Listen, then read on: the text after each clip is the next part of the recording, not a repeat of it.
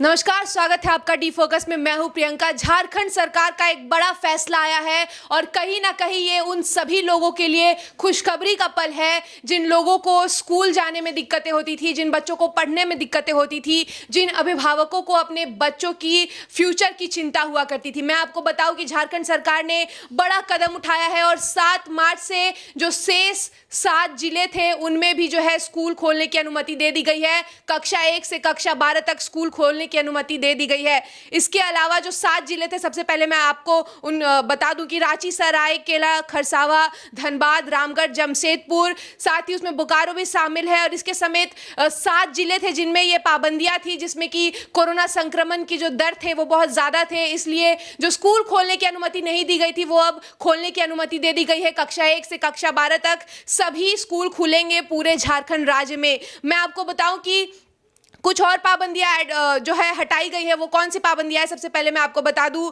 पहला पाबंदी जो था कि 8 बजे तक ही दुकानें खुलेंगी, उसे हटा दिया गया है। अब लोग जो है 8 बजे के बाद भी दुकान खोल सकते हैं। पार्क, पर्यटन स्थल जो है अब खुलेंगे, अब लोग जा सकेंगे, पर्यटन स्थल में घूम सकेंगे। सभी स्कूल खुलेंगे, जैसा कि मैं तब से बोल रही हूँ कि सभी स्कूल खुलेंगे। कि जुलूस हो चाहे मेला हो, इस पर अभी भी रोक है। के अलावा जो है स्विमिंग पूल खोलने की अनुमति दे दी गई है। और 7 मार्च से बार बार मैं बता रही हूँ कि कक्षा 1 से कक्षा 12 तक स्कूल खुलेंगे। अभी नर्सरी को खोलने की इजाज़त या प्री नर्सरी को खोलने की इजाज़त नहीं दी गई है।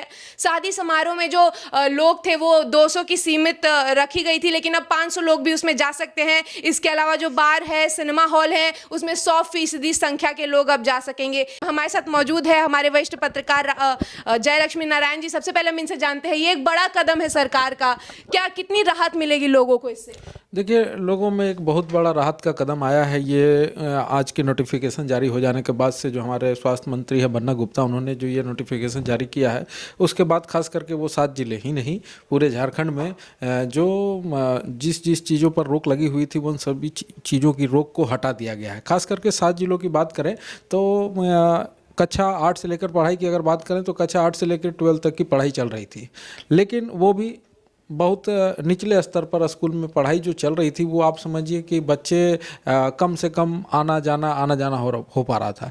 सभी स्कूलों की डिमांड था, हमने सभी स्कूलों के प्रिंसिपल और टीचर हैं या पेरेंट्स, वैसे पेरेंट्स सभी लोगों से बात हो रही थी हमारी लगातार। सब पेरेंट्स पूछते थे कि कब बच्चे स्कूल खुलेंगे, जबकि कोरोना का जो है कहर अब पूरी तरीके से लगभग समाप्ति की ओर है। और ख़ास करके जो भारत सरकार के द्वारा जो टीकाकरण किया गया, कोरोना वैक्सीन लगाया गया, उसके बाद से सभी लोगों में कोरोना के प्रति जो भय था, क्योंकि तीसरे वेव में आपने देखा कि जान उस प्रकार से गई नहीं, लोग संक्रमित हो रहे थे लेकिन घर में ही ठीक हो जा रहे थे। संक्रमण का दौर बढ़ा, उसके बाद से सरकार ने ये गाइडलाइन लाकर रोक लगा दी थी। लेकिन अब ये गाइडलाइन आ जाने के बाद से तमाम वैसे गार्जियन, वैसे स्कूल संचालक, वैसे कोचिंग संचालक, वैसे आप समझ लें कि जो शादी विवाह का माहौल होता है और दुकान खुलने का माहौल जो 8 बजे तक था, तो इन सभी चीज़ों पर जब रोक हट गई है तो आज के बाद से बाज़ार में जो है उत्सुकता बढ़ेगी। ऐसे में आपको बताऊं कि बाज़ार की उत्सुकता अभी फ़िलहाल डाउन ही है। चारों तरफ से आप देख रहे हैं कि जैसे यूक्रेन और रूस के बीच में जो लड़ाई चल रही है उसका असर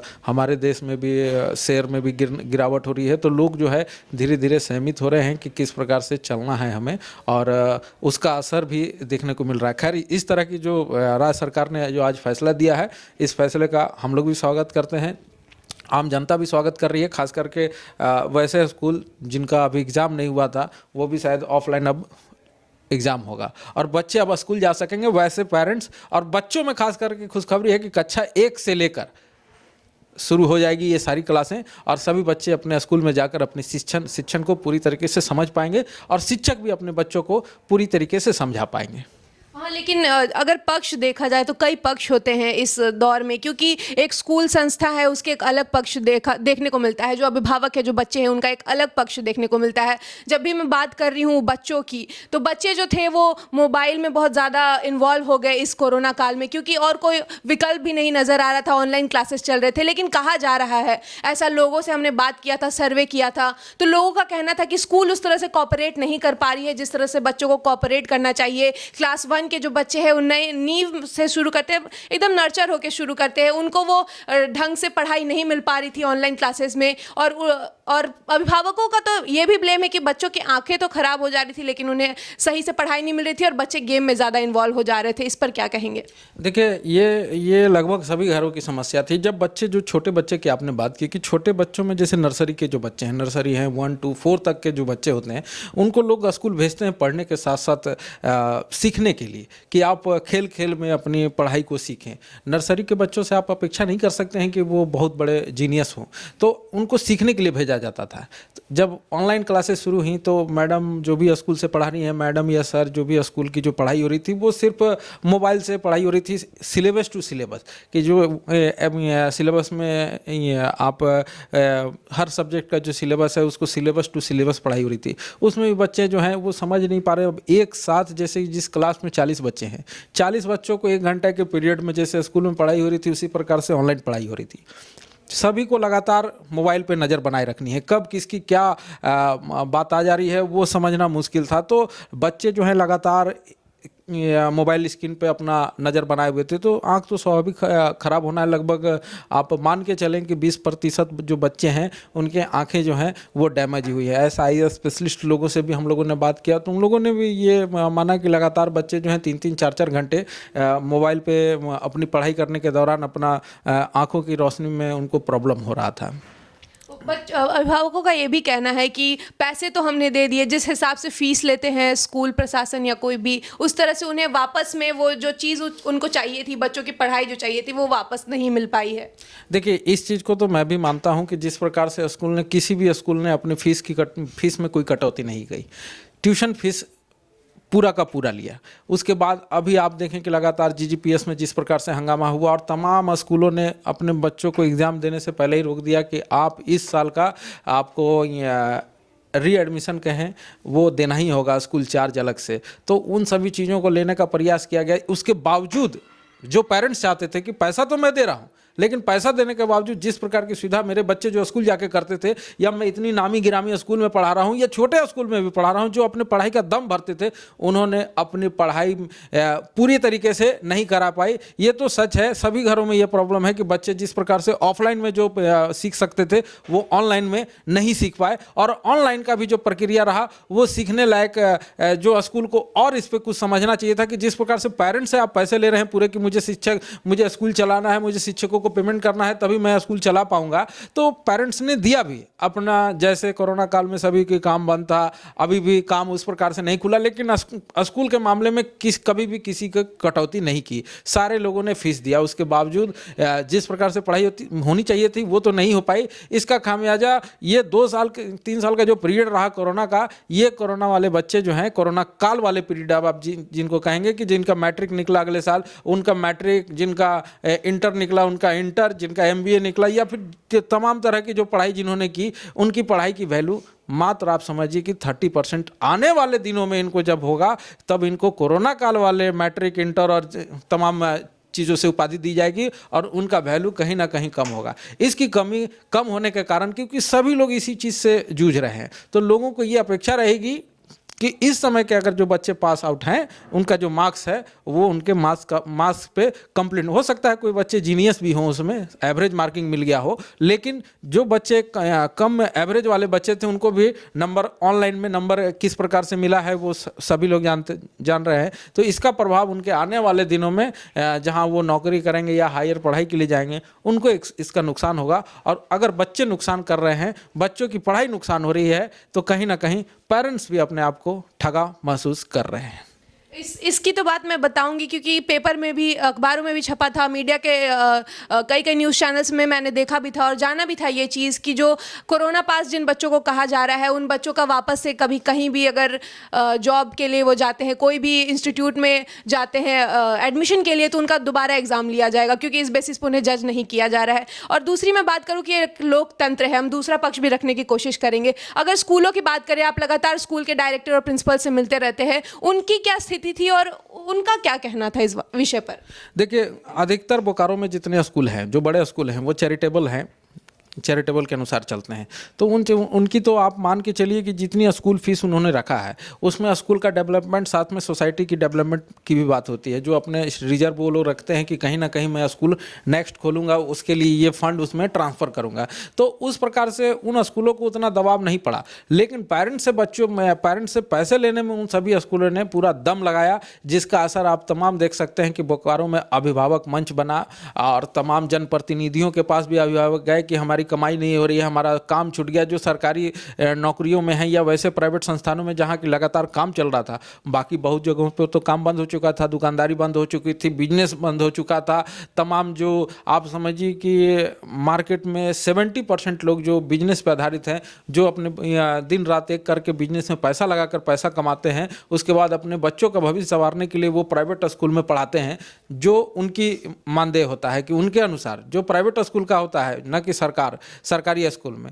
उसके बाद भी लोगों ने अपना परिश्रम दिया, लेकिन स्कूल इस मामले में कहीं ना कहीं वसूलने में कामयाब रहा कि मुझे काम हुआ। वैसे मैं बहुत स्कूलों से मिला, उन लोगों का कहना था कि पेरेंट्स पैसे ही नहीं दे रहे। मैं खुद एक पेरेंट हूँ, मैं खुद अपने बच्चों को पढ़ाता हूँ, तो मैंने तो पूरा फीस दिया, मुझे तो कहीं मर्सी नहीं लगी। लोग कहते हैं कि आप पत्रकार हैं, हो सकता है आपको पैसा कम से कम लगा हो या ना भी लगा हो। तो मैं वैसे तमाम लोगों को बता दूँ कि मैंने भी अपने बच्चे को जब पढ़ाया, जिस स्कूल में पढ़ाता हूँ वहाँ मैंने पूरे पैसे दिए, खास करके अभी रीएडमिशन भी भरा हूँ। मुझे भी लगा कि जिस प्रकार से यहाँ के जनप्रतिनिधियों का जो रोल होना चाहिए था स्कूल के प्रति, जैसे कि आपने देखा कि हमारे झारखंड सरकार के शिक्षा मंत्री खुद डीपीएस स्कूल आकर फीस भरे, उसके बाद से किसी पेरेंट्स में कोई दम नहीं रह गया कि मैं स्कूल में जाकर विरोध करूं। ये तमाम जो मंच बना, ये मंच सिर्फ प्रयास कर रहा है कि कुछ दिन हमको समय मिल जाए, लेकिन रोक नहीं सकते हैं। स्कूलों का पैसा कोई रोक नहीं सकता है। नहीं आप पैसा देंगे तो आपके बच्चों को बाहर कर दिया जाएगा,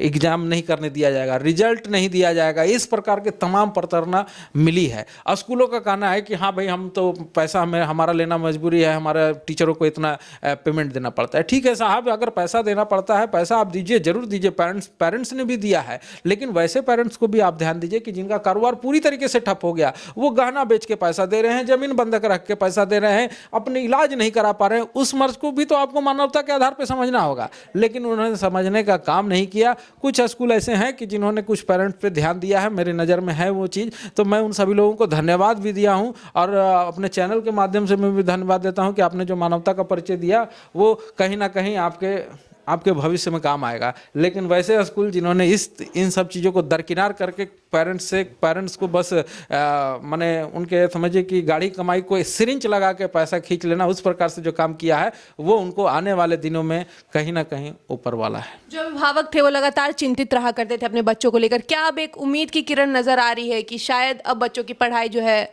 ढंग से और उसी रफ्तार से चल सके जैसे पहले चला करती थी? हाँ बिल्कुल। अब देखिए, स्कूल भी अपनी फुल फ्लेज में तैयारी में है, लगातार अगले साल भी तैयारी में था, लेकिन फिर उसके बाद कोरोना का दूसरा लहर आ गया। अब की बार स्कूल भी सारी तैयारी में है। सभी स्कूलों ने अपना तैयारी करके रखा है कि जैसे ही अब स्कूल खुलेंगे, क्योंकि सभी लोगों को पता था कि अस्थायी रूप से तमाम बाकी 24 जिलों में लगभग आप समझिए कि 17 जिलों में खुल चुका था, 7 जिलों में बाकी था, तो 7 जिले में भी अब आज से खुल गए हैं। तो सभी स्कूलों ने कमर कस के रखा हुआ था कि अब हमें बच्चों को पूरा फोकस करना है, क्योंकि ये जो 2 साल का गैप हुआ है, इस गैप को भरने में समय तो जरूर लगेगा, लेकिन उस स्पीड से तो नहीं भर पाएंगे, क्योंकि जो गैप होता है वो पढ़ाई में, वो गैप को कोई भरपाई नहीं कर सकता है। हाँ, अब आप यही कर सकते हैं कि आने वाले जो बच्चे हैं, जो बच्चे अब पढ़ने जाएंगे आपके पास, उन बच्चों पर आप पूरा फोकस करके आप पढ़ा सकते हैं। हाँ, मैं तो ये भी चाहता हूँ कि जैसे देखिए, आप तमाम पेरेंट्स हैं, स्कूल जाने के बाद कुछ एक्स्ट्रा ट्यूशन भी देते हैं, तो उन स्कूलों को ये चाहिए कि डे बाई डे, बच्चे बाई बच्चे, सभी को, जो बच्चे कमजोर हैं